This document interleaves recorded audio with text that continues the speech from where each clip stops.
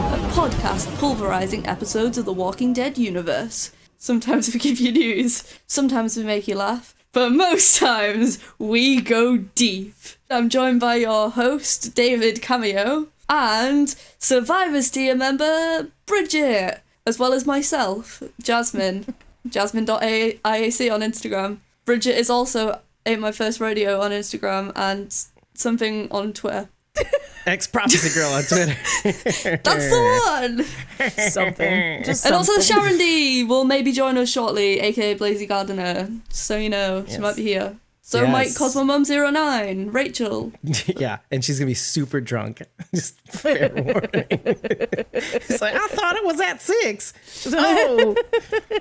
She has the best job on this podcast. Let me just say this out loud, and this might actually make the episode. I remember I talked about, like, dude, I wish I could get high for this show. I want to do a show where we're both high and we both try to break down an episode. And she goes, dude, I'm high for most of our episodes.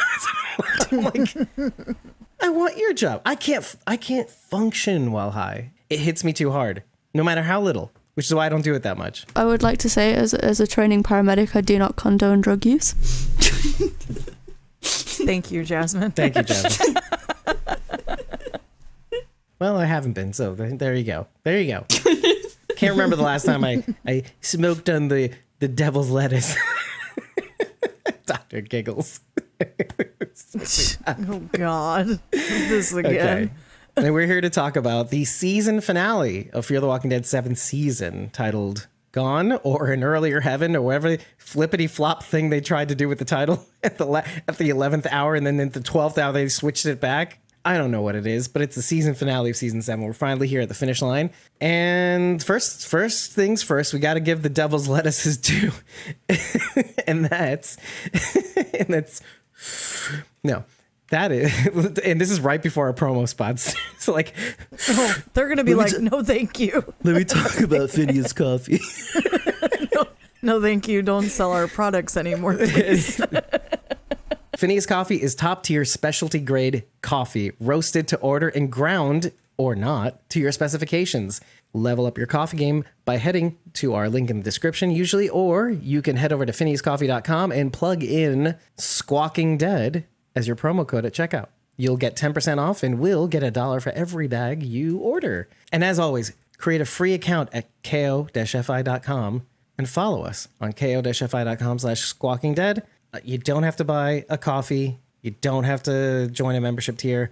All you got to do is follow. It's free, and you'll be in the know for what we do in the background, whether it's set up recording sessions, whether it's when we drop our unedited episode recordings, or if we plan on something a little special for the next recording session or a little behind-the-scenes footage. You're going to know first because we don't post it on social media. But if you decide to tip us, you'll get 30 days of supporter-backed content. And if you join a membership tier, for as little as $1, you'll have these benefits in perpetuity. I definitely want to talk about feelings first. I did not know what to expect for this episode. You kind of did from the teasers, because we kind of called it last week. I mean, we saw it in the teasers, and we just kind of said, oh, it looks like it's going to be a Madison and Morgan situation with Baby Mo in tow. But I didn't expect it to be quite like this, where it was literally Madison versus Morgan at one point, and how at odds it would be. I liked it a lot, though.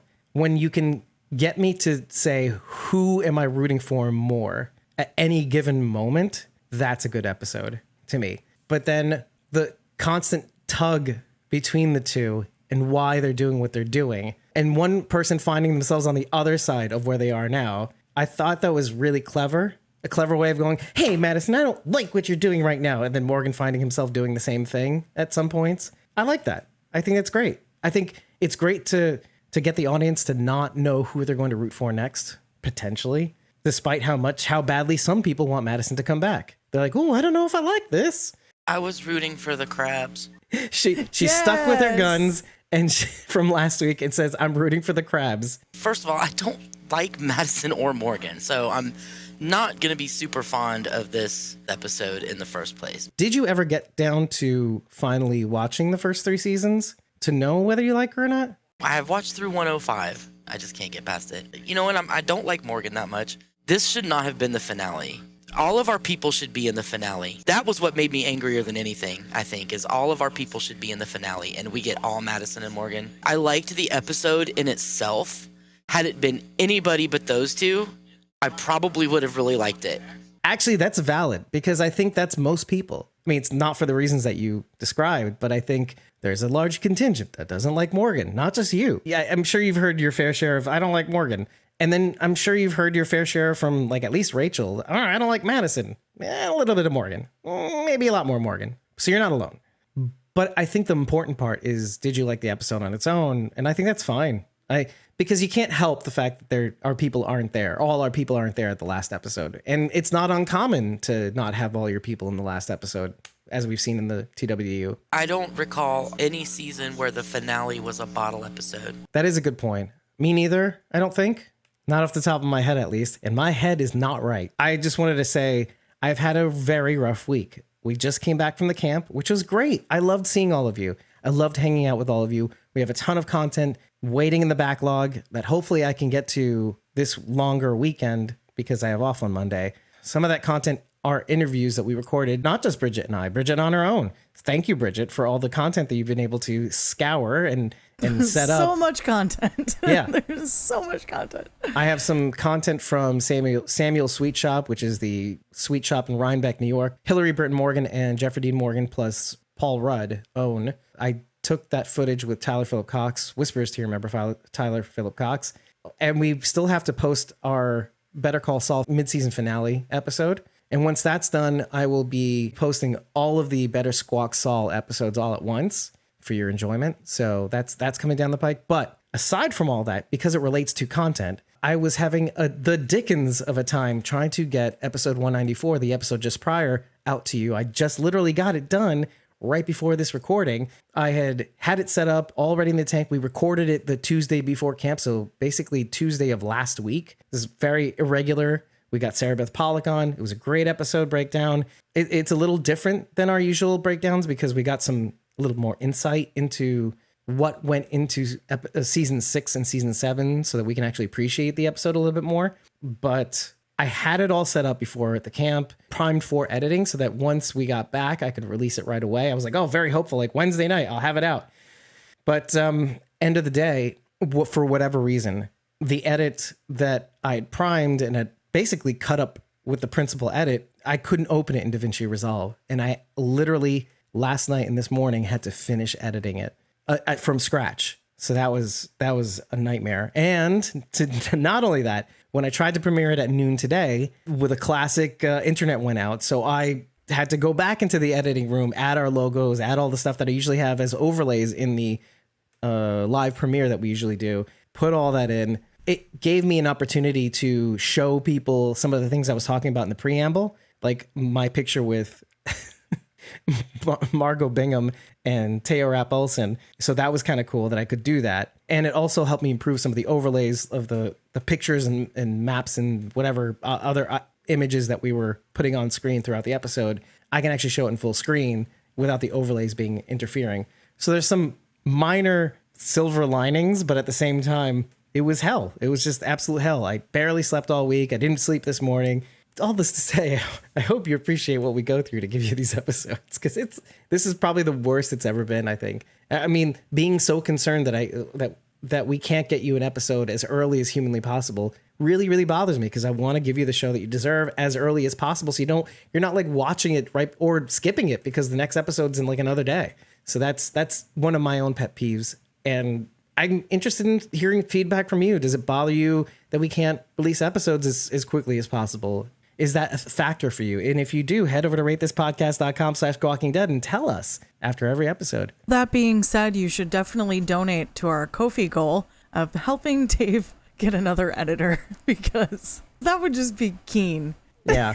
We put up a new Ko-fi goal of $10,000 as a yearly budget for an editor to basically do all the things that I do throughout the week that take me more time because I'm doing it after hours, usually like around 10 o'clock, because it's been a rough week at work too. Yay. So I want to hear from Jasmine. We haven't seen you in a long time or heard from you in a long time, and we missed you both at the camp and on the show. Lady, you were very psyched about wanting to talk about this episode. I just want to start by saying that I have hated this half season with a passion. So yeah, I came into this episode with really low expectations, just expecting kind of further disappointment from what we've already seen, and I was pleasantly surprised. I really enjoyed the episode. I loved the dynamic between Madison and Morgan. Even though Madison is a character that I have never really liked or taken to, I actually quite enjoyed her performance in this episode. It also got me really psyched to think, give me some hope for season 8. I have loved both Madison and Morgan at different seasons in their character arcs. I really enjoyed Madison as a character in probably season 2 was probably my favorite one with her. The most controversial season. Yes. And Morgan, I loved, like, I was one of those people that was constantly asking, like, where is Morgan after his first introduction to Rick. So I have loved both of them. Shut up, Dave. I have loved both of them. No, I was looking at Charity on that one. I was like, I'm realizing now that because Jasmine likes Morgan as well, and I like Morgan. I'm like, it's okay. It's kind of a first. I don't now in this season. I just feel like they haven't been very true to anybody's character in this latter half of the season. There's some weird stuff that has happened that I'm like, that character would never do that. Where is this coming from? Maybe radiation has given them all brain damage. I don't know. But what the? I can never forget about that, right? Okay, wait. My favorite line in this one was, "Get in that hole." So prepare yourself for that one. Okay. Anyway, so all that being said, the first watch of this episode was rough. I was not happy. I actually dozed off during the episode, which does not happen. Like, I am all in when I sit down for these episodes. I was like out. Is it similar to like Jasmine, like where she was kind of bored with the episode, or well, what? We had come back from camp, so that probably had something to do with it because I was like perma-drunk while I was there. But anyway, moving on. Perma-drunk. Moving on from that. Also, same, Bridget. Drunk forever while we're there. Hi, I'm Rachel. So was I. Well, like more than all of us put together. Okay, I watched the episode again. I had said something earlier in the week to Sharon D and Rachel that I struggled with this episode because it almost felt like a backdoor pilot for a new show. Oh. That's how it felt to me. And you don't like that feeling? I didn't love that because I was like, this isn't in continuity with like what's happening. And like, this is like that weird episode of Stranger Things where they like introduce those other kids with powers and everyone was like, no, thank you. I don't like this. That's how I felt about it. I want my people. But I went back into this episode thinking, okay, I don't want to come into this super negative. So let me just peel all of that away and just watch it and just not try to put anything else on it. Just watch it. So I watched it and I liked it a lot more. And there were pieces of it that I thought were really cool. There were pieces of it that I'm like, that doesn't seem believable to me, but we can get into like the nitty gritty later. But I ended up walking away liking it more than I disliked it. Now, I don't know where that lands on the spectrum of like love it, hate it. Somewhere in the middle, I imagine. I think Rachel kind of had that same reaction, I think, for the last episode. She kind of liked it. But, you know, she had some hangups with certain things. So with regards to your first watch, I want to probe a little bit more. Do you think a little bit of that has to do with, this is something that we have to be increasingly aware of as podcasters, is podcast brain, which is you're already breaking down the episode while you're doing your first watch. To me, that bothers me personally because I don't want to pay attention to little things, but sometimes I can't help myself lately, it feels like. Do you think any of that has to do with that? Or? No, first watch is always just for me. I just want to watch it. I want to watch it because I want to know what happens because I like the show, theoretically, in the past. So I'm like, I want to watch this because I want to see what's going to happen. And so it's not so much like the picking things apart as it was just like, this is very weird. And to Sharon D's point, if this had been presented as the episode before and we had flip-flopped, maybe I would feel a little bit better about it. Maybe if it wasn't the last episode of the season is what you're saying. Yeah. That may have changed my feelings about it. Although that would have screwed up, I think that would have screwed up everything because, well, just objectively speaking, because I would say, can you imagine the Alicia episode just after this Madison episode? It almost takes away from the impact of Alicia leaving in a sense. Because you do a little switcheroo. Maybe, but honestly, we all knew that was going to happen. Like, had they not broadcast that on Talking Dead, however long ago, where they came on and they're like, Madison Clark is coming back. And everyone's like, why would you wreck this surprise? Like, this could have been cool. And you guys you can't hold it in. Like, they're like a little kid who makes like a surprise for their mom and dad, and their, teacher like wraps it up for them. And they're like, it's an ashtray. And you're like, why did you? Like, we wrapped it, and so you're just excited. You're just so excited. You just can't contain yourself. They just can't contain themselves. They keep coming on saying, don't spoil. And I'm like, you guys are the ones that keep spoiling everything. The Walking Dead season 9 did something where they did the calm before and the storm. Obviously, this was the Heads on Pikes episode in 15, and then we get the storm, which is just afterwards. It was just as good a compelling episode about these characters in the aftermath of the Whisperer War, dealing with winter, kind of something I'd been wanting for so long when we started podcasting in season 8. I was like, I want winter. Can we get winter? Because we've never seen this before, and there are so many challenges when it comes to winter. And, it was just more of a visually appealing show, like dealing with those dynamics and having this cool down from such a dramatic, horrifying episode. Because you could have said, let's end the season at 15, but no, let's keep going. Let's ramp them down. Because we do get some extra dramatic moments in the season finale of season 9, but some upbeats to kind of give us not hope, but kind of smooth out how rough the episode prior was. When it comes to this episode, you do get a little bit of that, even though it does center around 2 characters. Some of the people who wanted to have Madison back were kind of like, okay, Madison's back. That already puts me in a mood. Some of the people who hate Morgan might like to see Morgan in trouble. That puts you in a good mood. No. Oh wait. You're shaking your head. But why? Because of who's doing it. It didn't. That makes me curious, because I thought maybe for a sec, because I had you in mind when some of the bigger conflict or bigger physical fights between Madison and Morgan were on. And I was like thinking to myself, what would Sharon think about that? And maybe this is a good opportunity to kind of like address some of the physicality between those 2 butting heads. Was any of that kind of cool, or any of that any compelling at all? Had it even been a mix of, like, say, Morgan and somebody else, or Madison and somebody else, you know what I mean? It's just that the 2 of them, it wasn't compelling to me at all, because I don't like either one of them. Had it been like, say, Morgan and, I don't know, fucking Sarah, I don't care, anybody, you know what I'm saying? It was just the 2 people. Even that would have been more fun, but that would have been a given. Like, there would have been no question who I'd pull for, but I just didn't care. I enjoyed the story part of it, and like I really loved. I'm Team Ava. I'm totally Team Ava in this. Like she was great. I loved her. Would you say that any of this has to do? Because it's something that we've brought up, but not often enough. Sometimes you see a character for so long with a certain amount of baggage and a certain amount of, I don't know, maybe tropes even, that either their tropes become too tired or their baggage makes it so that you can't root for them anymore because there's too much history. Where Madison is concerned, the baggage I have doesn't really have anything to do with the show.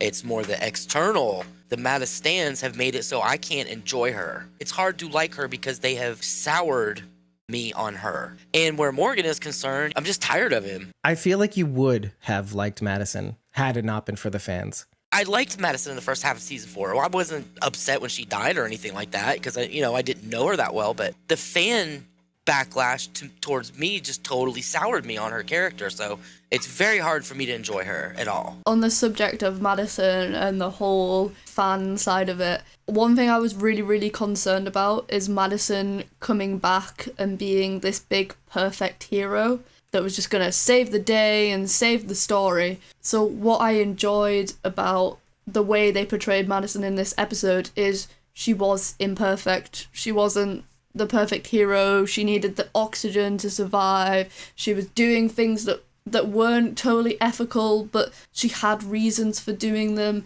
It made it so that I actually enjoyed her character, and that's from the perspective of someone that's never enjoyed her character, and was also very concerned about the fact that the fans were getting what they wanted, whereas in this way, like, the Madistans haven't necessarily won. Like, yes, they've got her back, but they've not got her back in the way that they imagined her to come back. This is something I've warned everybody, not just the stands, the Madison stands. You think you are going to get your Madison. History just is not on your side. The Walking Dead universe is not going to be on your side. Let's look at Morgan for just a sec as a perfect example of what time does to somebody when they're off the show, quote unquote. He went crazy. And even when he went back to Eastman and came back to Alexandria, you could argue that he was a different kind of crazy, like a pretend Vaseline smeared, like, oh, you look good on the outside, but like underneath it's still kind of crusty and there's something wrong here. Like, oh, all life is precious. It's like, you're not quite right. And then by the end of season 8, you're like,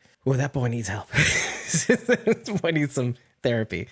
Yeah. Oh, Jesus. Yeah. The blunt end for the living and the pointy end for the dead. Oh, I'm magically cured. No, not magically cured. Off you go to season 4 of Fear the Walking Dead. Morales, also a good example. Beginning of season 8. Came back, has a gun pointed at Rick after thanking him before he leaves the show in season 1, after the CDC, I think it was. What about Maggie? Oh, boy. Yeah, she's a complicated, nuanced character who has a lot of feelings that we don't know about. Well, I mean, like, and she is a lot like Madison in a way. She's become like more of an enigma because you kind of don't know what's going on behind her eyes most of the time. One of the things I said in the last episode, Jasmine, you echoed something that Rachel was terrified about, that Madison was going to come back, be the hero of the story, and that would ruin it for her. That would be like, fuck this. I'm so close to out that I can taste the door with my fingertips. I think a lot of people were worried about... Yeah, that can still happen, though.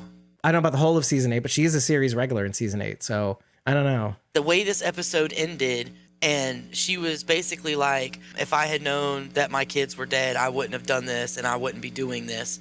And she's kind of like, let's go on the right path. So I feel like that's kind of where they're headed with her. They're going to take her from this flawed, well, not quite evil, but this flawed, bad person, and she's going to go the I have to make things right route, the same as fucking Morgan has been doing. See, that's why you have to watch the first 3 seasons, because I've never seen that Madison, ever. Even in season 4, there was like a real sense of struggle inside her to keep this Madison in check. Jasmine, you feeling that too? So like it was just this strong undercurrent on top of the veneer, which held for the most part until she had to do what she had to do, which is also kind of sort of a Madison-esque move. The thing that we have to think about with season 4 is Madison wasn't this kind of, I need to do right because I need to make up for something or anything like that. It was, I need to show my kids a good example rather than anything else. Right. She figured something out about building a safe idea of what a future could be like. That was the takeaway from what the goal was of both Strand and Alicia in season 7. It was all leading to this point of like this example they took from Madison and doing it their own way rather than her way or whatever it was going to be.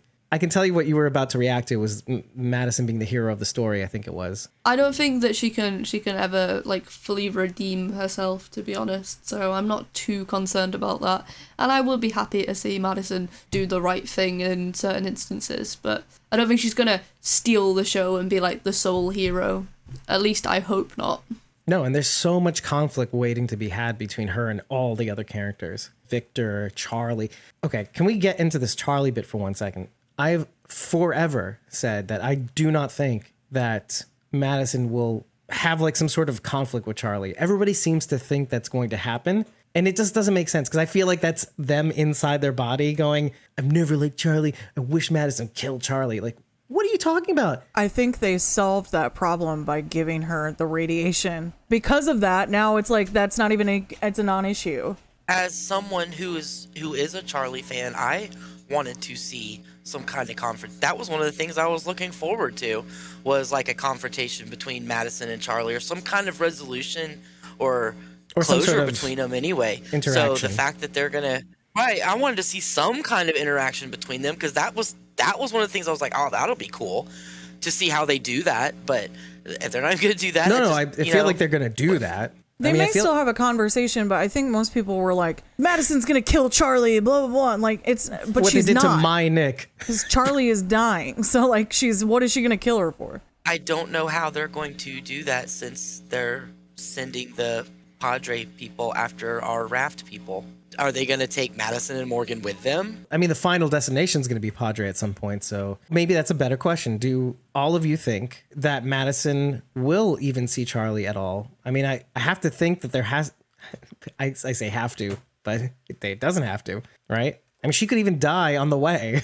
I get the feeling that Charlie's gonna die before they meet up. What do you think Madison's reaction would be to having, first of all, getting the knowledge that Charlie ended up killing Nick under specific circumstances that led up to that, but then hearing that maybe Alicia forgave her / understood why she did what she did and allowed herself to befriend Charlie? I think that would actually make Madison more sad, because a lot of what happens and what goes on in this episode is everything that I did was for nothing. I did all this stealing of children to try to get a message out to my kin, and they ended up dying. And then my kin saved Charlie, let's say, and she's now dying. So like even that was for nothing in a sense, even if they never meet. When Madison hears about this, I think part of her is going to feel really, really hurt by this. These little examples of like where it feels like they didn't do anything. All of saving them, all of having to keep them around this whole time was for nothing. And I'm here for it, to be honest with you. But like, I like things like that. It really kind of goes back to the last episode, which Sarah Beth Pollock says, is that this isn't about things happening as much as it is diving into certain emotions and getting into the gritty nature of what it takes to survive a super mega apocalypse, zombie or not. I dig those feelings. I want to speak about a specific moment when Morgan finally reveals that both Alicia may be dead and Nick is definitely dead. That to me was the most compelling part, the apex of this episode. When she hears it, first of all, I love that it's in this order. It's similar to when Ginny picks up the walkie in the beginning of season 6. And it's that Morgan Jones is dead, you're dealing with somebody else now moment, where Ginny's kind of like laughing to herself at first, like seeing the box, Morgan's head, I got him, blah, blah, blah. And every beat, even in that moment, is just gold. And she picks up the walkie, here's Morgan. They have a little conversation back and forth. She's like, you're an idiot, blah, blah, blah. If you show up, blah, blah, blah. And she goes, Morgan Jones is dead. You're dealing with somebody else now. And then her face. And then when Madison hears the news, in this order, she slams him against the wall. And then she collapses in a heap on his chest. What a great choice. That got me. And it got me so much that Aiden's like, are you okay? And I'm like, yeah, I'm okay. I forget that you're here. That's the problem. Like, I forgot for a hot second that you were here, and you're like looking at my face as I'm reacting to this episode with you in a hotel room under shoddy circumstances, I might add. There's a laptop on a side table between two beds, and I'm sitting on the floor or something. And he's like, hey, you down there. And he grabs my arm and he goes, are you going to be all right? I'm like, yeah, I guess so. Sure, maybe. But that was very emotional. I just wish it had been a bigger moment. It felt too mellow. The reaction was great, but it's like, I don't know, something was missing like in the lead up to me. You wanted it to be what, like over dramatized? You know how they did the not the flashbacks, but like the montage scene for Alicia in the episode in Amina, where they were like showing the walkers and stuff that had happened previously, and that added to like the emotion of that moment. There could have been something else that had been done, like maybe moments between Madison and Alicia and Madison and Nick, you know, had come up that would have made me feel more connected, but it feels so far away for me now. You don't think the tattoos was enough? I think, 'cause, I mean, no, I didn't. And after last episode too. But that's just my opinion. No, I'm just curious because like they did a little bit of that in the last episode, and if you kind of watch the last episode with with this episode, you could feel that maybe a little bit more. But they're putting out one episode at a time. This is the thing. Like, it's this in your is head like now. This is like the, you know, the fact that I went back and rewatched it made it better. I shouldn't have to rewatch an episode for it to be better. Like, it should just be good, because you're gonna lose audience that way. If an episode isn't great from the get, people are not going to go back and watch it again. No, and I agree with you. I think whatever you're feeling in the moment in that episode is valid. 100%. That matters. Another thing we say on the show every now and again. On the contrary, I kind of enjoyed that moment. I didn't necessarily have an emotional reaction because I'm not personally really connected to Madison in the same way that people that like Madison and Nick and like really like Alicia. Like, I do like Alicia, just not to like the same extent that a lot of people do.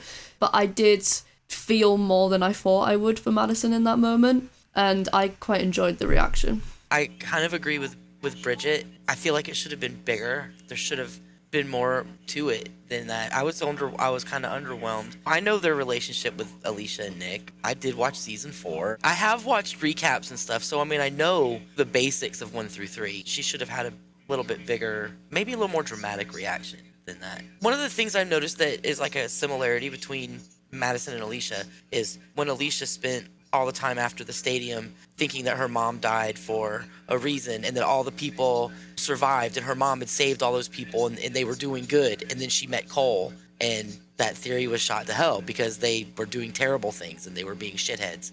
And Madison has spent all this time doing these terrible things thinking that her kids were out there living this great life and they were succeeding and she was going to keep them that way. And the truth is they're both gone and they didn't do the things that she was hoping that they would.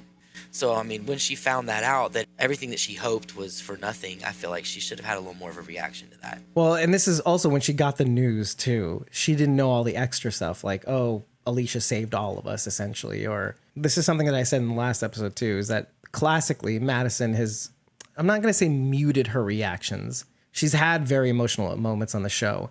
It's just that her character, I mean, as presented throughout the series, has often been more of a, what do I say, more of a chaotic neutral, leaning on the side of good, as if you're on her side, essentially, the side of usually survival. But it's more of a chaotic neutral. I was gonna say I feel like she kind of lent on the side of evil during season 3. Well, that's why I say chaotic neutral, because I mean, to do that bad to do good, you're kind of wavering on the line between the two sides. It really kind of explains a little bit of her friendship with Strand and how Strand expresses some of these things later on in the series. You know, as he's trying to be good, and then later on he feels like he needs to do bad to do good in season 6, and then later on in season 7.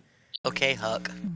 Well, it's a common theme. So when you see that reaction for her, that was a lot. Everything in context. So when I looked at that moment, I'm like, this is a bigger reaction than we usually normally get from Madison. But think of her reaction to Travis's death. I am. a little. It was big. I feel like it was bigger than that. And that was just Travis. That wasn't, these are her kids. She would do anything for her children. I mean, this is the entire story arc of Madison, is that she will do whatever needs to be done, evil or not, for her kids. However, counterpoint, when Alicia does decide to go off on her own, it's not as though she doesn't have a reaction. She has a bit of a reaction. There's a bit of a push from her, but she lets her go. So it's not that inconsistent with her character. But again, everything in context, you have to realize she's been gone for however long, like maybe up to 2 years, let's say, from the time we last see her, I'm gonna say. And if that's the case, think of all the children she has been ripping away from parents, similar to the way Victor Strand says you have to not love. You have to pretend that they're dead, essentially, in order to do what you need to do with these kids, steal them from their parents. They're better off without you. And each kid she takes chips away at a piece of her soul. So when she finally does react, it lacks the fuel to have maybe the impact that you'd want. I'm not saying that as an excuse to kind of, but I'm like saying if you saw a more muted reaction, I saw her just being tired. It's kind of like having an argument with your parents about something that you are resolute on, and then they keep chipping away at you, and they keep chipping away at you. Like, for some one reason, why don't you become a doctor, Jasmine? and then you're like, Mom, I don't want to be a doctor. But like, you're confident in your decision. My parents would listen. My I'm parents projecting would like me now. to do whatever I would like to do. Anything to not talk about me right now. So it's a long story. But like, imagine having an argument that you're confident in your decision about, but like, they're just on you and on you and on you. And then like at some point you're like, you react in a way, but it's not the biggest way. It's like, hey, listen. So it's not like turning over a table and fuck you and storming out the door. It's more like, hey, can you stop? You're being annoying right now, Morgan, let's say right in the moment. But there, of course, there's a bit of a sadness to it. There's like, everything here I've done for nothing, but like, I don't have much of a soul left because all of this is chipping away at me. We've also got to bear in mind the fact that she's like partially brainwashed at this point, and also there could be reaction yet to come down the line. There's a lot going on in this moment. There's people like attacking. The emotion there might be more to come to that. Like, I don't think it's over. Actually comes more online, you're saying. But that's why this feels like a backdoor pilot to me, because I feel like they're going to steer the show in another direction again. So I would be happy to see her react in a drastically different way down the line.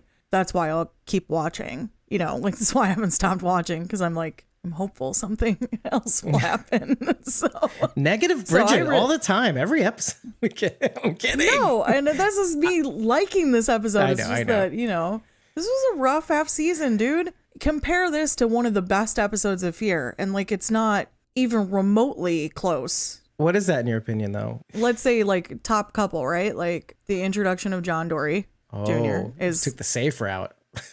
No, it's just a phenomenal episode, dude. He was a great character. Kidding. He's a great character. I really enjoyed some of the episodes in season 3 where they're at the ranch, which I know is controversial, but I enjoyed the storyline. Not to be. With Taka. I thought that storyline was cool. I like that. And honestly, the first episode is great. Oh, everybody. Right. I think you're the first person who said they liked the first episode. I liked the first episode. I don't like the first episode because I just didn't like Nick's character. So he ruined it for you. I didn't even ruin it, but Frank I mean, I Delane. did. I watched the first season. It was the second season where things started to drop off for me. But immediately, I didn't find any of the characters particularly likable in the first season, the first episode. Let me ask you another question, okay? Because I don't know if we've ever prodded you for this, but did you do the thing where you started watching in season 4 and then rewatched and went back to watch the first 3, or how did it come about? For me, I watched season 1. And then when season 2 first got released, like I watched the first couple and then I was like, I just can't get into it. And then when season 3 came out, I watched the first couple of episodes and I was like, I just can't get into this. And then it was Morgan's crossover where I thought, you know what, this is the last chance. If I don't enjoy it, it's not gonna watch it. And then I was, as soon as like 401 John Dory introduction, I was like, this is amazing. Once I got through to season 5, I was like, okay, I'm going to force myself through 2 and 3 because I want like the background on Victor, I want the background on Daniel, I want the background on Alicia. I want the background information, so I kind of forced myself through season 2 and 3. And good thing you did, because I feel like they did a decent enough job in seasons 6 and 7, making you feel certain things about Daniel and Victor in specific. When you do watch those earlier seasons, you get that feeling back again here and there. Especially in that moment in Handle with Care, where he takes like the prosthesis out of his cheek. Daniel, that was a rough moment. It really showed you the impact of that moment. You're like, oh, what happened to Daniel? Oh, well, that's what happened to Daniel. You think everything was just all right? It wasn't just all right. He's been living with that the whole time. We say all this to kind of give you our headspace when it comes to how we perceive this episode, because we're going to have different reactions to different moments. What if Padre is affiliated with the CRM and they're taking children because they say they want to raise them without love, without connections? That's why the parents are bad. So they want to basically have these kids that they can mold and shape to the CRM. And also, Madison is afraid to leave because she's afraid that they'll follow her and and go after Nick and Alicia. And also they have the ability to find Nick and Alicia. So what group has this kind of reach? The CRM. They're already in Texas. We know that. We know the CRM already has stuff going on in Texas. So I'm thinking that Padre is just an offshoot of the CRM. And that's why they're taking the kids, is to train them to be in, not to put them in the military, make them part of the military. Kind of like the Unsullied, right? The Unsullied in Game of Thrones. So literally like child soldiers. No outside connections, or soldiers that they take as children and raise them without love and without connections, so that they can be perfect it's soldiers. a lot like that. I'm just going to drop this right now. Is Halo, the series? I forget what that's on, actually.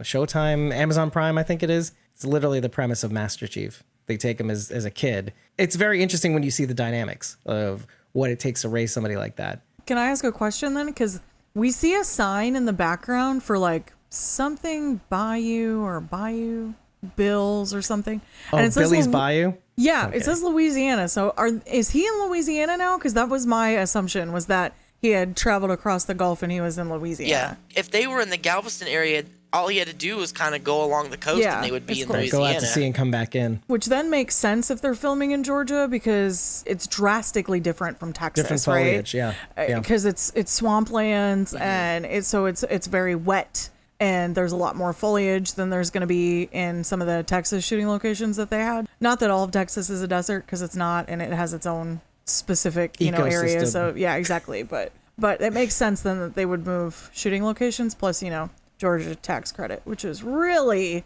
the reason why they're moving filming.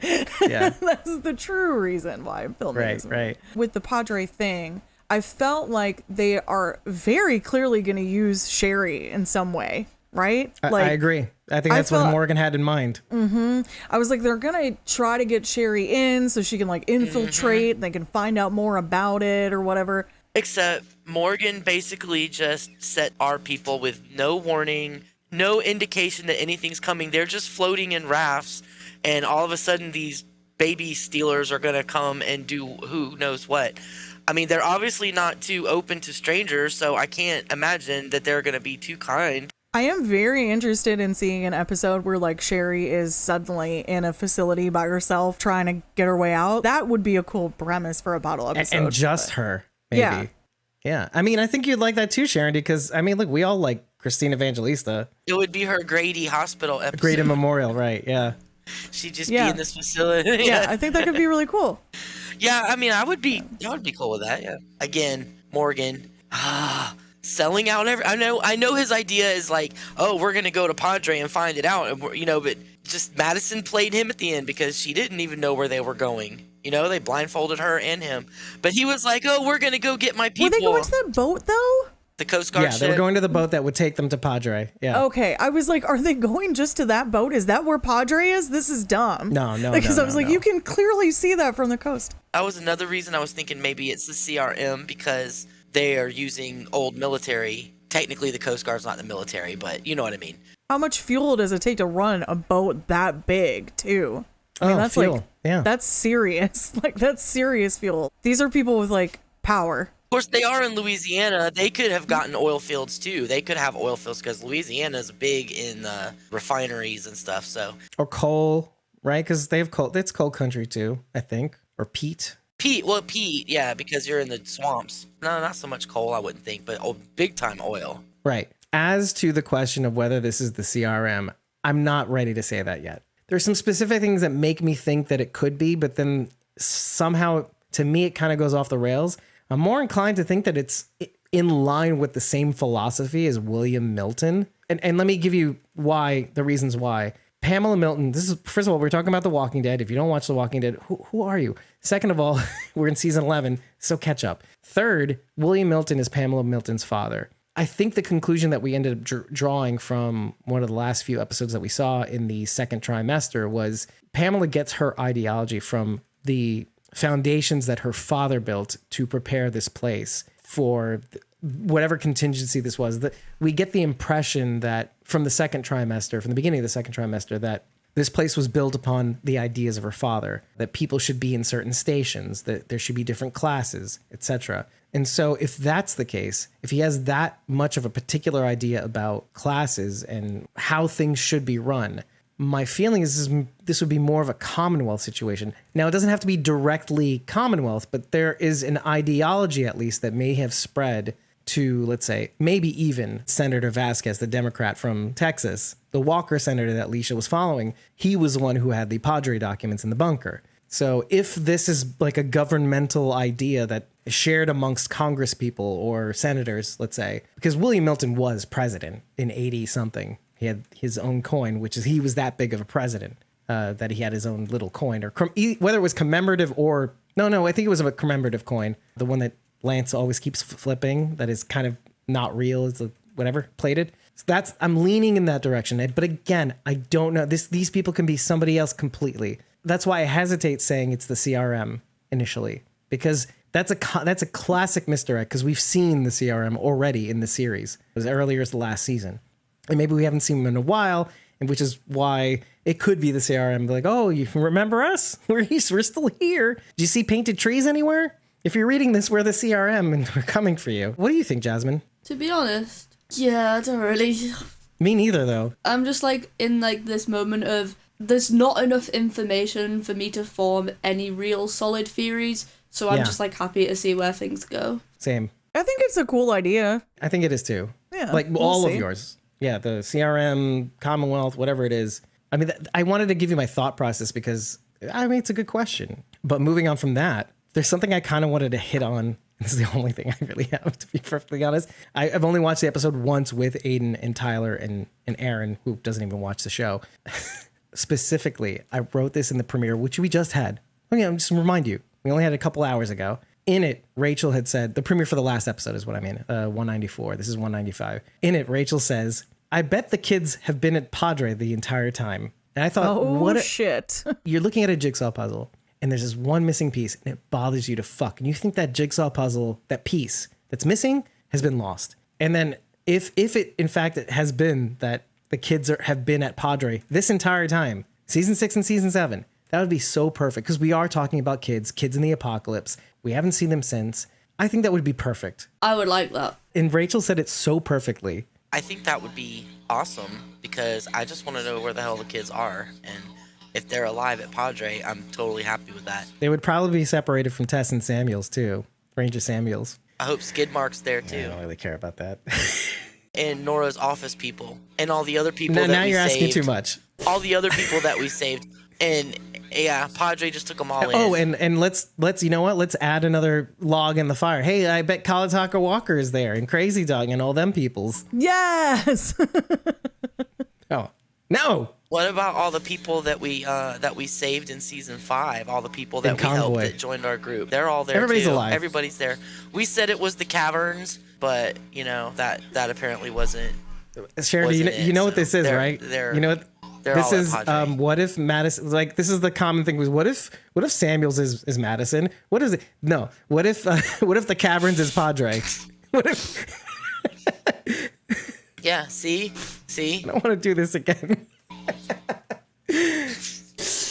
I would love that because I really would like to see Bailey, Ethan, and Cooper. I'd love to see them back. So it's just a glaring puzzle piece. Again, it's a glaring puzzle piece that you kind of wrote off. You're like, I could look for this puzzle piece under the couch cushions and under the couch and under the bed. A and D is right in Padre, so Annie and Dylan, they're right there in the name. So who are R and P? Uh-oh. Something's coming. Well, Samuels Ranger and Samuels. Nora Peterson is her last name. We figured it out. Yeah, Nora Peterson. There we go. Wait a minute, what about is Ethan? No. Everyone. Ethan, the actor's name. Right, the actor's name. I want that on my wall, like that, like smell, like all that, like smell. All right, get to work, Sharon. Oh, I didn't expect this much laughter this episode. Let's hit on something directly in the face. Why Team Ava? Can you explain that a little bit more? I also said Team Crab, so. All right, let's skip that. I liked Ava because she was a little badass. Smashing the tomb and getting her granddaddy's rifle out, like her granddaddy's shotgun out of the tomb. That was great. I love that. She had this plan. She was going to get Madison. That's what it was. She was after Madison. That's why I liked her. I figured it out. I loved that she knew how to use the radios properly to fuck with someone instead of Morgan yet again over the radio, like hey Grace, I can't do this without you. I'm right here in this raft I somehow tied up into 4 trees, but nobody knows how. Because how did you get in it after it was tied up? Nobody knows. Maybe he told that over the radio, but he found him and I was like, the radio again! Curse you, radio! It's like the radio is the true villain of the whole show. So what you're saying is the radio talks to Morgan because Morgan's crazy. Hey, when's the last time you talked to Grace, huh? Yeah. Don't you want to tell her everything over a broadcast channel? Yeah? Come on, guy. You know you want to. The radio is like a drug. Grace, my coordinates are these. I'm right here. Also, I have a baby. Is that Morgan's line? I'm right I here. have a baby in case anybody would want to know that I have a baby with me. Jasmine, we have to laugh so we, instead of crying. It's good. It's good. Thank you. Thank you so much. I want to kind of circle back to the whole Madison thing a little bit for a little while, just for a second, because kind of like what Bridget said, I thought it might have been good enough for you, Sharon, that having this Madison that isn't quite like a heroic or like this, not what people would have expected would have been enough for you.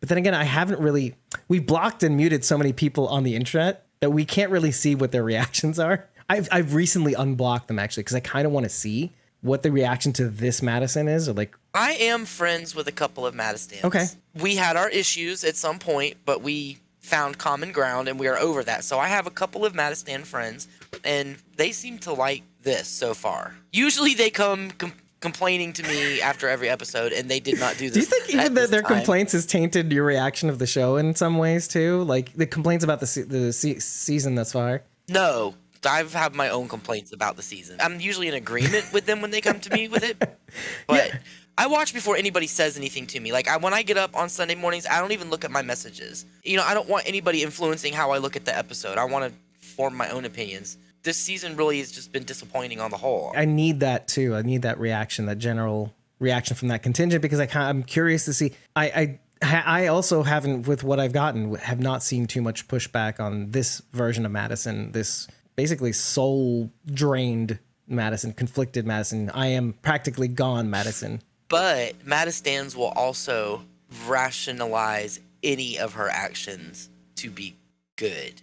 They will rationalize any of her actions so that they like her. That's what I'm saying. Like whatever she does, they'll make it okay. Yeah, I'm not sure I verbalized this actually, and I don't know if I've even written it down, but that was actually one of my fears initially with her return, is that they present you with a Madison that may be hard to root for, because I wasn't. It was, and let me explain my hierarchy of favorite characters. I mean, obviously for me, Morgan is top tier all the way, right, Jasmine? But this is like TWU, like obviously TWD, but like TWDU, Morgan is it. On Fear the Walking Dead, though, it was Madison. So when I see somebody like Madison and Morgan face off, that's why I said I had a hard time rooting for. I wasn't trying to root for Madison. I saw immediately, I was like, oh God, I don't like what she's doing with my guy. And of course, doing it in service of something that's kind of sucky. And then, of course, leave it to the show to kind of get Morgan and Madison kind of on the same wavelength eventually throughout this episode, which is something that we've also said in the past about even June and Morgan, is that, look, it may look in certain instances like they're at odds, but essentially you have to create those circumstances because at their core, they're essentially the same person. They will occasionally dip out of their character to do bad, to do good, but for the most part, they're good people. They're really, really good people who want the best for everybody. And they don't want to have to kill to do it, but they might. I guess when it comes to Morgan versus Madison this episode, Madison is legit doing something shitty. She took Morgan's baby. Yeah. So no matter what he's doing, he's kind of justified in it, other than selling our people out. But that's exactly it. That's exactly it. And I love how the show makes us struggle with that. I have another question for you guys based on this Madison took Mo thing. Are we 100% certain that Padre got Mo? Oh, no, I'd like to hear this. Because they come back, right? Like, because they're going to go get a new egg, which is just like, weird. That's funny to me. Incubate a new egg? And that they were the Oriole. So it's like all bird themed, which is funny to me. When Madison reaches out to them after she has Mo, she's like, Oriole, I'm heading to the drop zone now. So it's everything is bird themed. And funny. she has her own name too, which I don't remember exactly what it was, because it said like Jane or something, or was it or Jay? Maybe it's just Jay, like a blue jay, or yeah, exactly. Yeah. Leave it to me, who didn't do notes. They go back to look at the drop zone, because they went to go get a new egg. So like technically, theoretically, she should maybe still be there. And then when she's not, and Madison goes, oh, she must have been picked up earlier than I thought. And all I could think was, and it only happened in the second watch. It didn't happen in the first one. In the second watch, I was like, oh shit, dude, there's just a baby sitting here. No one's watching this baby. Any schmo can just come up and be like, this is my baby now. Watch me kill somebody, baby, because I know you like that. You're into that's a really, really good observation, or a potential misdirect. Yeah, like a red herring kind of, yeah. Yeah, exactly. You think it's this. It looks obviously like this, but it's not this. Like, they're obviously with Padre, right? But there's no I don't know if there's no confirmation.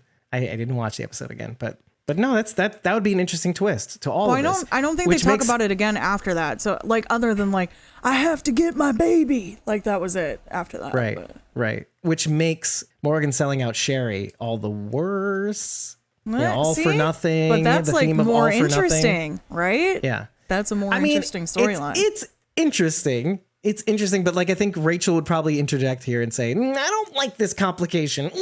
Like, why can't we just go in one direction and just stick with it? That even annoys me a little bit. It's like, well. If her call sign or her call name is Jay, Blue Jays are aggressive and territorial. They'll attack intruders and predators. Accurate. And they also will raid nests for eggs and young birds. Oh, I like it. Sharon D coming in clutch again. I mean, Mr. Blue Jay on my shoulder, get the fuck off. They're also both baseball teams, Oriole and Blue Jays. Oh, that's cool. Okay. And also the diamond, the Dell Diamond, was a baseball pitch. What the fuck is a baseball stadium, right? Mm-hmm. It was called the stadium. Yeah. Remember? Was technically the Armadillos, I think it was, which I just know, but they destroys called it bird the theme. stadium, so. Right. The Dell Diamond or something. Well, no, I think it was the Dell Diamond in real life, and it's called the Diamond on the show. But anyway, cool. Nice little information. But let's go back to Ava. So on the one hand, I kind of agree with your sentiments of Team Ava. And I remember like when Morgan lets her leave to try to get her baby back, even though he kind of warns her, please just stay behind. I'm not going to stop you. And which is kind of like a switcheroo from when he does stop Alicia from killing Naomi at the time, or Laura or June, but then he lets her go. And I thought that was and now that I'm thinking about it, because I haven't had time to think about it, I thought that was a very interesting choice. And at the end I was like, libertarians, which is kind of like, okay, it is a change for Morgan in a sense. The Morgan of the past would be like, nope, I'm going to knock you out so you don't kill yourself. But he lets her do it. And he does have a problem with that. But let me get your opinion first. The reason for this is because, hashtag Team Ava. But when Morgan finally decides to not be Morgan, Sharon D, does that bother you? Because Ava dies. So was Morgan's decision, this is the question, was Morgan's decision to let Ava go a wise one? I mean, obviously not, but like, what was he supposed to do? Be Morgan? Well, they were also going against a group that he has a gripe with too. So they were going to go against the people that took Mo. So maybe he felt that way about it too. And let him have her try. And maybe it wasn't so much her, but the other people did bury him up to his neck in the sand. Fuck those guys, but not you. I see you. Get in the hole. So, but the question I really have is was Morgan's decision wise? Just like a happy medium, or was it a wise decision? Letting Ava go in the first place. I mean, trying to get her to stay. Well, is he her dad? She can make up her own mind. She was wrong. She did the wrong thing, but why is it always up to Morgan to decide who does what? Consequences aside, I think I agree with that decision too. That's why I said libertarian. Whatever. Jasmine, what do you think about that though? Because you could have a bone to pick with that. I remember in the moment, like on my first watch through, like, like part of me was like, oh, come on, Morgan, try harder, because I liked her character and I didn't want to see her character, even if they didn't die, like go in a different direction. So I was a little bit disappointed, like in the actual moment, but like as like a whole like rationale in context of the whole episode, like it didn't overly bother me. Like I can see why he wouldn't have fought it, but when you're like in the moment and you're like, oh, come on. I was actually happy that he had a dialogue instead of like instead of pointing his bow axe stick and going, not over my dead body, you're going, like kind of sort of thing, But so Bridget, what do you got? I'm really curious about this because it's different than Morgan's usual behavior. Well, good, because growth is good, right? Growth keeps a character interesting. But I am sad about Ava. I did like her character. I shouldn't have been surprised, right? Because like how many new characters were introduced this season that like died immediately? And also there was like almost a death every episode. So another running should have gag. been prepared. I wasn't. I was slightly shocked by it at the end. Just like Morgan. And that reaction, that was very Morgan. So that was still within character. The panic, the like frozen in fear and regret was very Morgan. So like I was thankful that they gave him that little bit, but still had the growth to be like, no, let me talk to her. But part of this whole thing, the reason why it worked and the reason why I liked it is that Ava is a mom first and foremost, right? She obviously had a husband.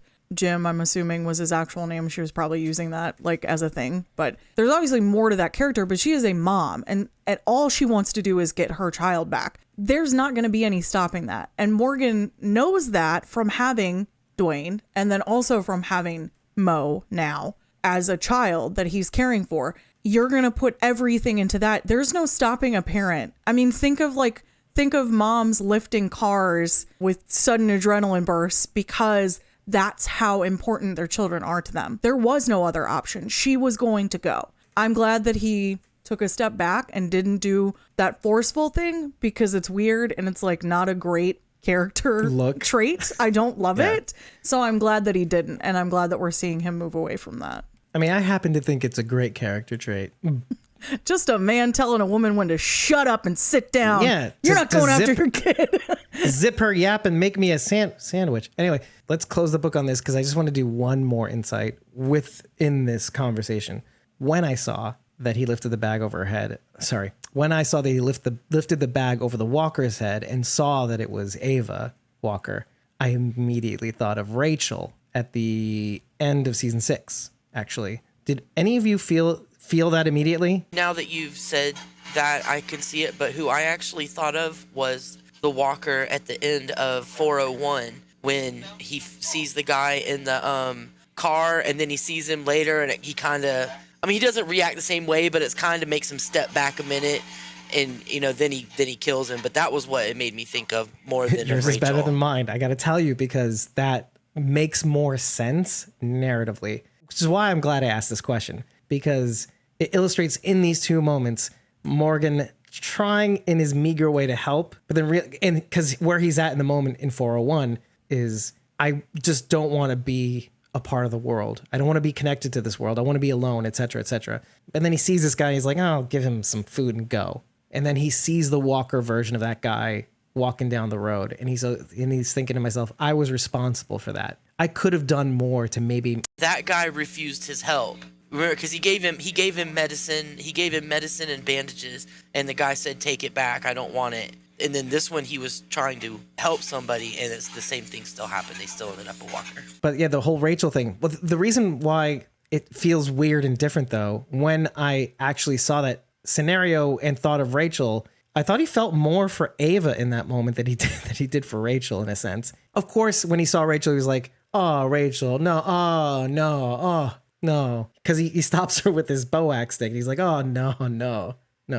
But then, like, I felt like he felt it more with Ava. That maybe it's because he felt like maybe he could have stopped her. Maybe with Rachel, it's like, I wasn't even there. So maybe that clears that up in my brain. Like, oh, why was his reaction to Ava more than Rachel, let's say? So I wanted to square that circle. Okay, Jasmine, you're done, huh? You're out of juice? Yeah. Night, everybody. Thank you for joining us. night. We missed you very much, and we're glad that you came on to give us your takes and stuff. It was nice to be on after missing a few, so I don't know how many. I am very tired. Thank you so much, and we'll see you soon. Good night. I hope. Bye. Bye. Did anyone find out what type of hammer that was that Madison had? Was it like a blacksmith hammer? Oh, you're talking about the weapon she used? Yeah. Kind of like a Lord Because of the Rings weapon? It's like a giant hammer, which is just so fitting for her because that was like her weapon of choice. Oh, wow. I didn't even think of that. Bang, bang, Madison's silver hammer came down on his head. Bang, bang, Madison's silver hammer made sure that he was dead. A, it looks like a war hammer. B, it looks like one of those hammers, like a modified version of what a sledgehammer would be. Madison's gonna nail somebody. Wink, wink, nudge, nudge. Know what I mean? Oh, know no, what I mean? I immediately thought, who's in the immediate vicinity? I'm like, Morgan. I'm like, There's some serious Morganson shippers out there already. It does kind of look like the Warhammer, I guess, to a degree. Well, which looks like Magna's weapon. Yeah, this is it. Yeah. Oh, okay. There you go. This is the little... No, but it doesn't. It looks more like a sledgehammer, which would be more accurate for her. Yeah, like, I thought it was like think of Madison's little mini hammer. Like a blacksmith hammer. It's like, yeah, it's like slightly pointed on one side. Well, I mean, even a blacksmith's hammer is handheld. more or less. It's not this big, you know, I as don't big know. as it's like, it's not meters. It's more like even if it's like larger, it's like a two-handed, because you have to hit that thing. I'm envisioning like the old blacksmithing, like, you know, where they would like throw it like down. It was like a big Like hammer. over their shoulder. Yeah, Okay. it was like a big one. Maybe. Well, I don't know. I'm not sure. If anybody knows, can you just like tell us what kind of hammer it is, please? This is what research would help with, honestly, really. But the obvious link to all this is we talked a little bit about Alicia seeing the kid version of herself have the hammer to kill that walker, which we linked to Madison's hammer, both killing Troy and also building a home for Charlie. And then Charity mentioned Nick as well. But obviously the hammer is meant as is supposed to be a tool, but it is used to dispatch people. But then to see Madison have a comical version of what her hammer would be like, which is strictly for death. I will say those scenes where she used it though were pretty cool. When she's in the sand and she like knocks all their legs, like I just love that it has that momentum to carry through. That was Right. really cool. I really liked that. It was weird, but I did like the oxygen thing because it does make sense. Right, smoke inhalation and all Yeah, that. I don't know if you guys got to that earlier while I was gone, but No, we didn't even. I thought it was a cool little tidbit that I was like, that makes sense. And then I loved that Morgan found the oxygen tanks earlier in the episode, and then that's how he knew where to find Madison after she had taken Mo. And I was like, Right. Perfect. that was good. Yeah. That was good stuff. Sorry. Morgan P.I. Yeah. I want to see him in a mustache. Get that man a mustache and a Hawaiian shirt. Like a porn stash. I would pay good money to see a porn stash and a I Hawaiian shirt on. I him. would not be And those opposed to glasses? Lenny James doing a reboot of Magnum P.I. I wouldn't be mad about that. AMC. Knock knock. That's your next big I know they idea. redid it. Who plays Higgins though? That's the question. Ethan Seuss. Josh McDermott. Yeah, sure. Sure. Nailed it. Just nailed it. As always, Sharon D. I mean, I feel like we also don't have too much to go. I mean, I really liked this episode. I really liked the reintroduction, how it was complicated and messy and all that. I have no complaints on my end. None. I did in my first watch. Like I said, I just had a rough time within the first watch. And that was just because like I felt like it was really out of character for Madison. But then on the second watch, when I caught that there's just that one line about Padre played me. And I was like, see, if you had talked about that a little bit more, maybe I wouldn't have been so mad during my first watch. But you could see that Padre was playing her. Not yet. Well, I mean, like you could see yeah, it. but like, was she aware of that? Like, I liked that she brought it up and she was like, now I'm aware. And also the reason I didn't want to see my kids is because I did all this stuff and I know that it's bad. Like, I just wanted her to be like self-aware. I was like, what is happening? You know what though? I don't think I was bothered because here's the thing. We spent a whole season, and this is great. I love this. We spent a whole season of Victor doing his best to not love Alicia specifically. To be the person who says love is what ruins, and she says this, love is what entanglements are what ruins settlements, and the only way to survive is to just cut that part of you out and look, it works for her. She can live, but she doesn't want to, and she's parceling off her soul in exchange for helping these people get these eggs, quote unquote. And yeah, she's surviving. She's okay. She's safe. She's getting her oxygen, whatever. Is that living though? One would argue that you're not living. I mean, you're kind of in service of others. You're a slave, essentially. I mean, that's what it takes, right?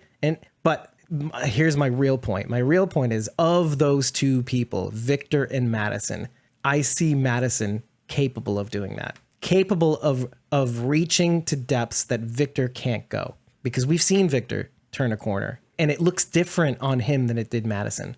It looked like in a different world where Victor didn't have to grow up the way he did, maybe got attention for his father, he would have turned out differently. I don't think he would have felt like he had to con for love or con for success, let's say, or be grandiose, like to use a word that we've all used, but including Sharon D. Or no, and you, Bridget, too, that he feels he has to be grandiose to be loved when he kind of exhibits it very well in this season, or tries to at least. But if you had to compare Victor and Madison, and maybe you guys can react to that, Madison would be able to pull that off where Victor just falls short. I think we might all agree to that. Let me give you the perfect scenario. Madison and Victor trying to build the tower for a legacy, or maybe Madison's version of the tower. Madison would succeed, and we see Victor cannot. Strand would have been yeeted immediately. Assuming the same philosophy, right? Yes, because there can only be one, right? The Highlander theory. Oh, God. There can only be one. Yeah. What do you think, Bridget, though? I see you wavering. You're like, I don't want to think about this. I don't know. Why do you do this to me? It's such a big theoretical. I don't know. This is more of a gut reaction. Like, of the two people, who would succeed? Of the two, like, who is more, like, savage in their, like, guttural reactions to things? Yes. Your guttural reaction. It's Madison. It's Madison. It always has been. So why was all this buildup important? It shows the differences. And I'm kind of glad that these people took her away because, right? Because had she gotten involved, this would have turned out a lot worse for everybody. I mean, I think Alicia would be dead a lot sooner too, or under her auspices, or I don't like to think about those things per se, but like just the little hypothetical of at the penthouse of that tower, it would be Madison. You're right. Alicia would be fine because Madison would have killed the senator like immediately and been like, "You're insane. Please stop trying to talk to this walker. I'm killing him." Like, that's how that would have gone. Right. She wouldn't let her go off and do her own thing. Are you sure Madison wouldn't have just stood Teddy down and made sure he didn't set the bombs off too? I mean, to be fair, yeah, she is really good at like, and Morgan. Madison's good at making herself like a vital piece of something and then like killing the person in charge. It's like her thing. Like... But she's also good at what Rachel would say, and I love that I'm subbing in for her. But if I know her like I know her, Madison's good at making mistakes too, guys. Right? Well, yeah, she's great at that. So a lot like Rick, good intentions, and she tries, and she usually succeeds way better than Rick because she can dig deep. Yeah, she can dig deeper than Rick. Well, she's like so self-sabotaging. It's why people have such a strong reaction to her. Either they love her or they hate her because either they recognize something in her that they see in themselves, or they're like, dude, why does she keep screwing everything up all the time? Well, not like all the time. She just does things in a twisted way, and sometimes they work, but when they don't work, it's catastrophic, like Troy. It worked for a little while, and that's the thing about, like, I just to drop a pin on that. That's why I liked that moment. Like, I wasn't mad at her. Like, I was mad at first. Like, why are you stringing along this guy? Because you're like poking the bear, the hornet's nest. You're relying that you can control the situation, and she was all the way through the season too. And you're like, is this working? It was so creepy. It was creepy. Totally I did not creepy. care for that. But in the greater context of the universe, you're like sitting there being like, I know shit works differently in the Walking Dead universe because we've seen people do things like this and it works. And so like when I see it, like, okay, all right, I'll relax a little bit. It seems to be working. Everybody seems to be safe in a Teotihuacan. All right. And then at the end, it's kind of like, oh no, so much worse than it would have been otherwise. They were safe for a little while, but you're just delaying the inevitable. There's a match and you're surrounded by powder kegs. So, what did you think would happen? But and this is me being fair. Like, it's like, it worked. It worked. I don't know how, but it worked. Sometimes will is a very powerful thing. And okay, this is a good pin to drop because let's jump back to the episode. Where is Madison's will? It is gone, like the title of the episode. It's gone. I mean, all that's left is the commitment, but without the drive. You know, like I'll do this. I'm your tool, Padre, to find these eggs. I'm your J, let's say. But then what is it worth, right? There's no will behind it. There's like, oh well, if it means I could send a message off to Alicia, maybe I'll do that. To stay away is what she said, right? I think that's why she wanted to message Alicia. I'm okay, but stay away. I don't remember her saying that she messaged. Well, no, the whole point of her doing all this. The whole point of her doing all that was to find her kids until she realized that she didn't want them to see what she was doing or what she had done to find them. And then Morgan's like, well, why didn't you just walk away? And she's like, because I was afraid that they would find my kids and make them do what I wouldn't. I don't remember her like wanting to message Alicia or anything like that. Oh, that's interesting. So now that I'm thinking about that, it is kind of like Victor. Victor says in the beginning of the season, because it's still season 70, it feels like forever, doesn't it? It does, right? This season felt long. So in the beginning of the season, he says to Will, I'm doing this so Alicia can never come here. Like, I'm doing this to build a legacy. I don't love her. Or I do, but love is not what you need right now. And then it turns into something different. It turns into like, well, you're like a daughter figure to me, and I can't run away from this.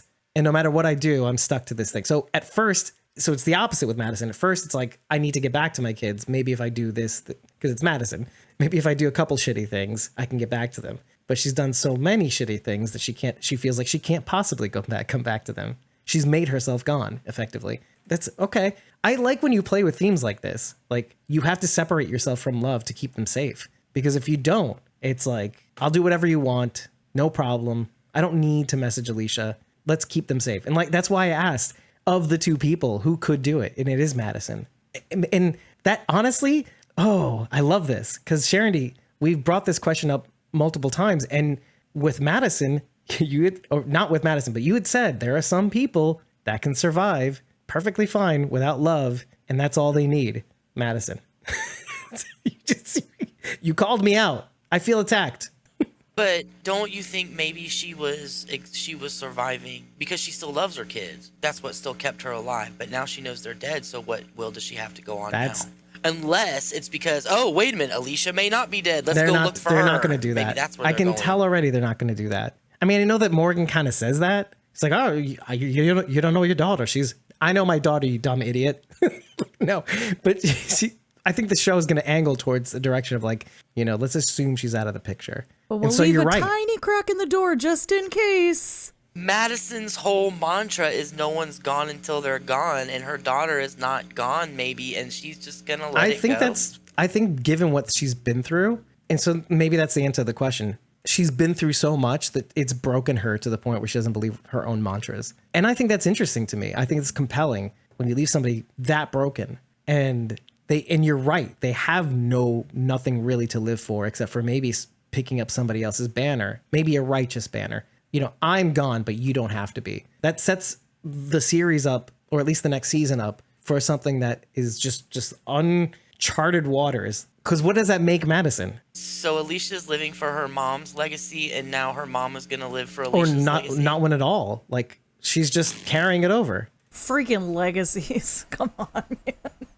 Or unintentionally, too, because she doesn't know, you know what I mean? Like, unintentionally, like, picking up Alicia's banner, because if this is what she died to achieve, I'll carry it. All she has to do is talk to Strand, and Strand will tell her exactly what was going on. That's going to be so interesting. Of course, they're getting ready to attack all the people on the raft, so maybe not. Because the more you talk about this, the more my mind races to possibilities. And I think having possibilities opens the field, because it feels like in this season, we started off with possibilities. Even in a nuclear wasteland where it feels like possibilities are narrowed, at first you're like, okay, what could happen in this scenario? And then as you go through the season, it feels like, oh no, nothing is possible.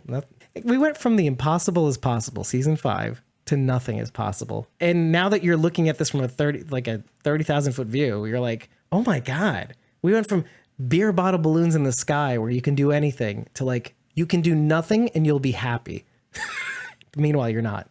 When you frame it like that, I find that super annoying, but also in another way, a little compelling. Because yes, the showrunners are jerks, but at least they broke out of... It's funny because they're jerks because seasons 4 and 5 were like, oh, what is this, the impossible thing? Oh, you don't like the impossible is possible. Oh, here's a nuclear bomb. Let's take that away. You asked for... What? You asked for it. You don't like... You don't like...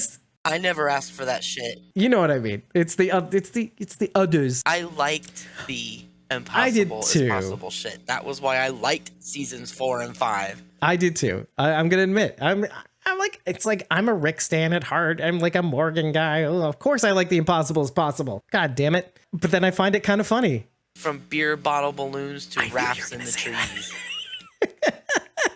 This is where we're at, folks. Okay, so here's the last question of the day, I think. Given what we got from this episode, does it make you, I'm not going to say excited for the next season, but does it make you interested in seeing what happens next in the next season? Excited is, I'm not that hopeful. Even I'm not excited more than I am like, I'm very interested in seeing what could happen next, just given what has been presented to us. at least with the rafts getting attacked, we might actually have everybody in this season. I agree. That is my hope for season 8 is please stop with the anthology style and have everybody in the episodes again. So I'm hopeful for that. Right. I'm hopeful for that. Or if you're going to, at least if they're going to do the anthology style storytelling, they're at least in the same setting. They're not spread across Texas. I am tired of my favorite characters being in 2 episodes a half season. I am tired of that. Everybody except Morgan, Alicia, and Strand, they all are in 2 maybe 3 episodes a half season. I'm tired of that. I want everybody back in our episodes again.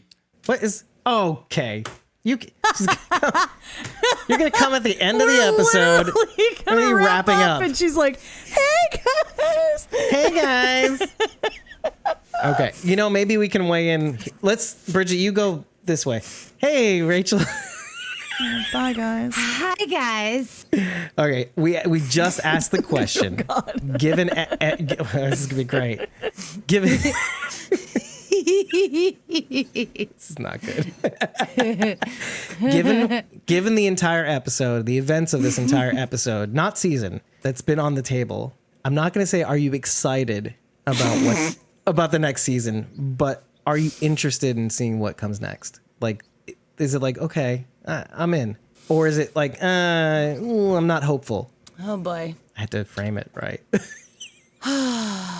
Look, I've already bought a ticket. I'm here for the ride. I'm not going anywhere. Is there anything in particular that makes you excited? No. I mean, not excited, but like, how about things that you might be interested in seeing in the next season, like that has been presented? Well, it'll give you the they opportunity to talk about Madison or Morgan too, but yeah.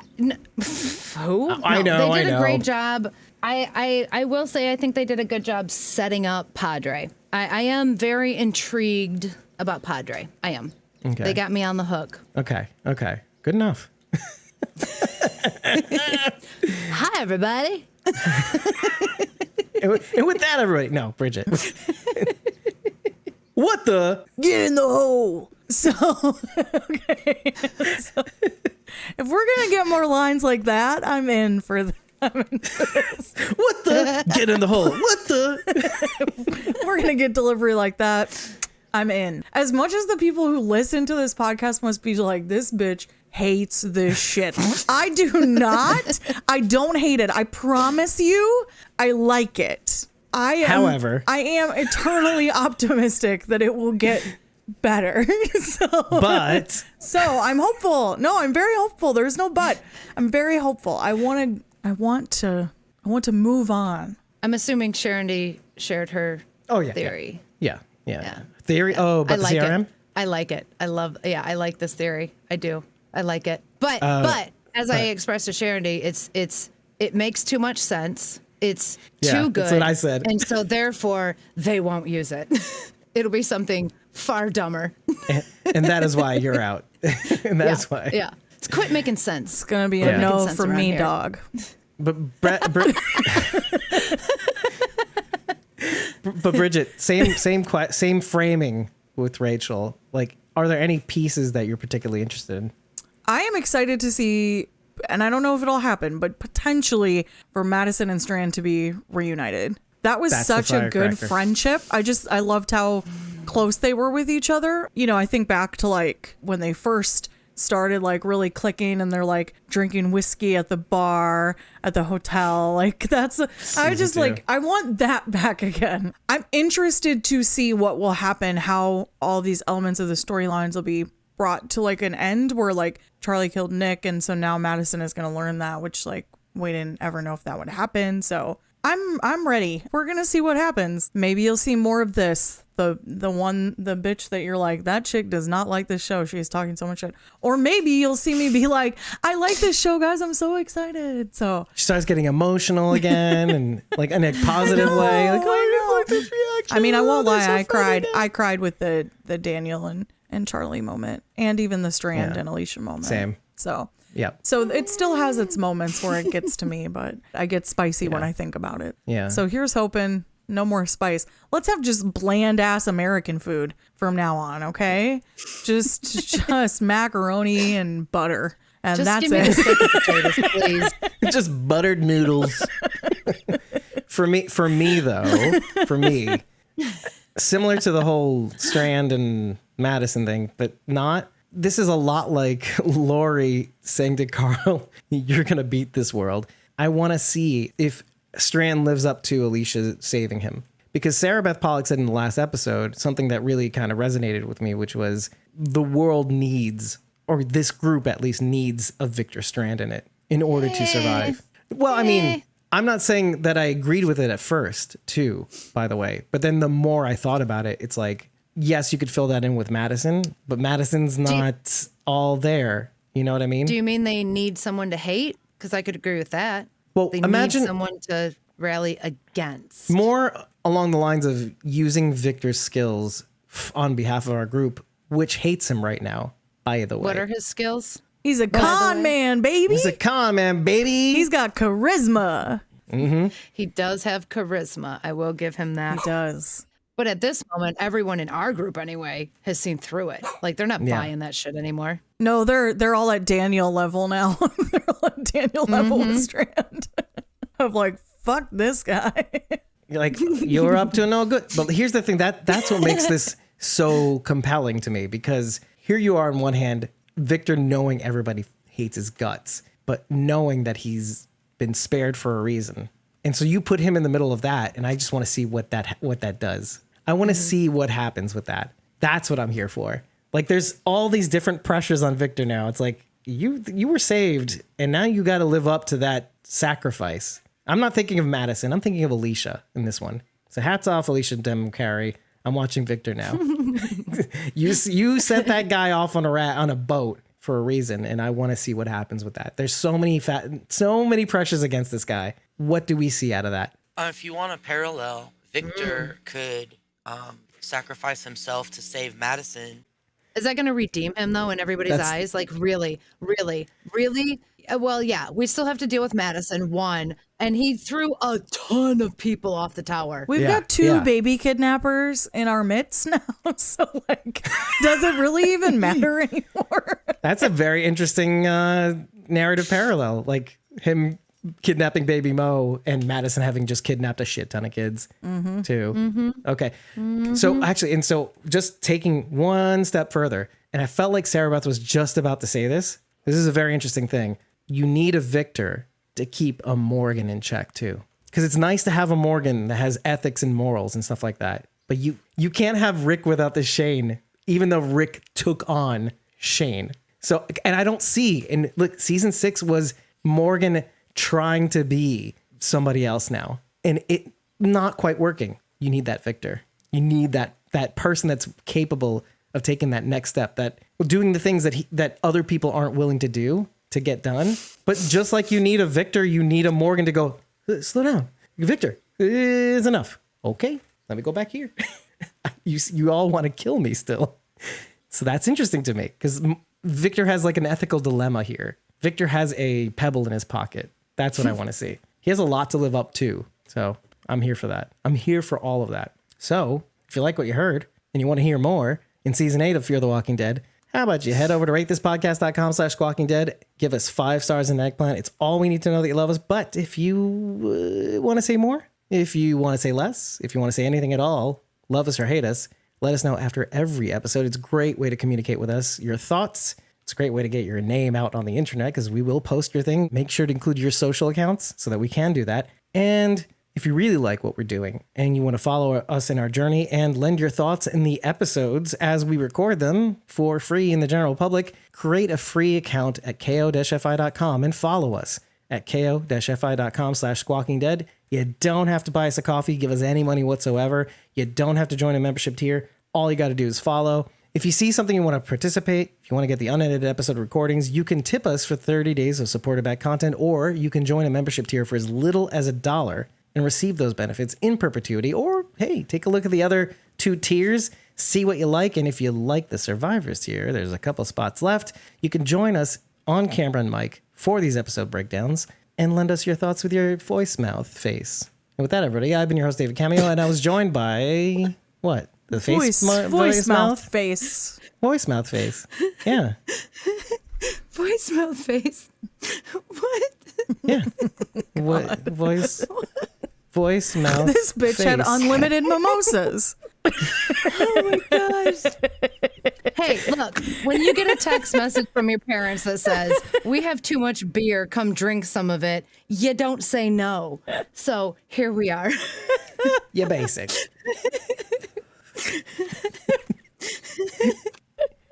And with that, everybody, I've been your host, David Cameo. I was joined by Cosmom09, Rachel Bird at the 11th hour. Sorta.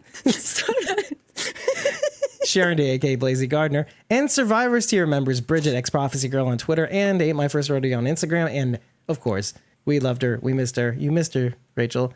Jasmine.iec on Instagram. Jasmine went to bed early. Well, Yeah. you know, or on time. You know, like after midnight or still. late. Yeah. Take care, everybody. We'll see you next season. No, we'll see you probably for Tales of the Walking Dead. Who the fuck knows? And we're going to have At this rate. some cool interviews and like other stuff. So like still look at the channel, man. Tune in and shit. Yeah, we've always got something for you. We've got a ton of shit for you. So take care, everybody. With a middle finger. We'll see you soon. Undoubtedly soon. Bye. Bye.